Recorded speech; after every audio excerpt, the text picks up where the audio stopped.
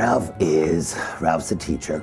He teaches, I think he teaches English to like Catholic high school kids, Catholic private Catholic school in the Bronx. He's in love with a girl.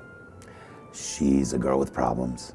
He's wanted to marry her for a while. I've asked her several times, and she's always said, no, we're not ready, not yet, not yet. And we're finally ready when she says, okay, let's get married. He seems very patient with her. He comes from a more well-to-do family than hers, which he doesn't particularly care about. He, loves his family, but he also hates them, in the way that we love and hate our family, You gotta love your family. There is no choice. You gotta love them. So he does, but he certainly would appreciate some distance. Like I say, he's a New York City school teacher. His father is a successful businessman. He obviously didn't go into real estate business or anything. He had something else he wanted to do. So he's very much his own person. Ralph genuinely, unconditionally loves this girl. And she, while, she knows her mom and dad love her and whatnot, but she's never been doted on. She's never really been, taken care of. Faith has a line in the show, Faith, who plays Aggie, Janie's mother, says, your father and I, sorry we never, took more interest in you. They took more interest in their son, and they never took as much interest in, their daughter. They didn't have, the time nor the money to really invest in her, and Ralph does a lot. And, how can that not be a great thing for someone?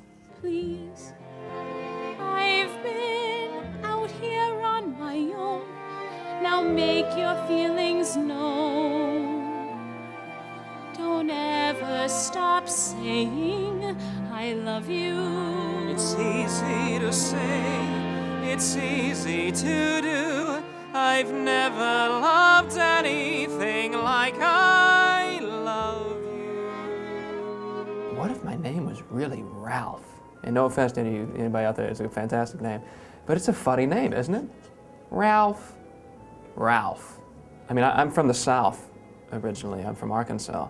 And most of my friends at home, they're pretty much all married. Some of them divorced now, too, and on to their, second husband or wife. But, I guess the New York Times did say you have to have a starter marriage nowadays. You're sort of, out of it. You're the oddball if you haven't had a starter marriage by 30. What is that? Isn't that terrible?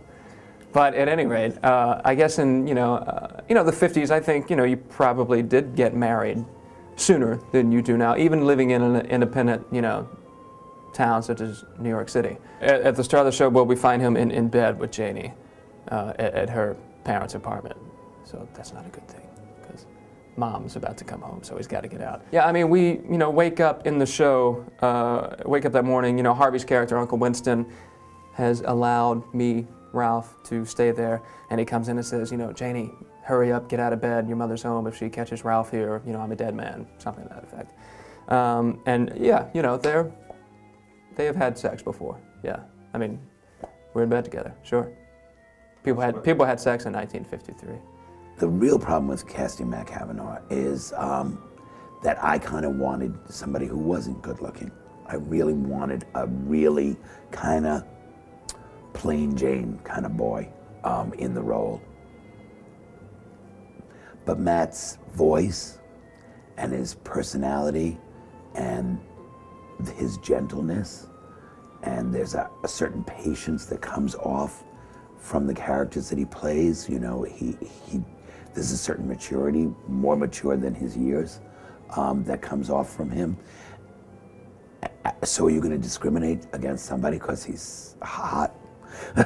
What's worse, to discriminate against somebody because they're ugly or discriminate because they're hot?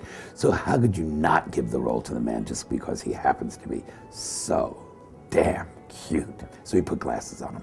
We don't have any big tap dance numbers, or there's not a chandelier that falls down, or I'm not on a mechanical bull, but there is real people up there, really experiencing something that a lot of you out in the audience have gone through or will be going through, in the near future, and it's a very moving experience.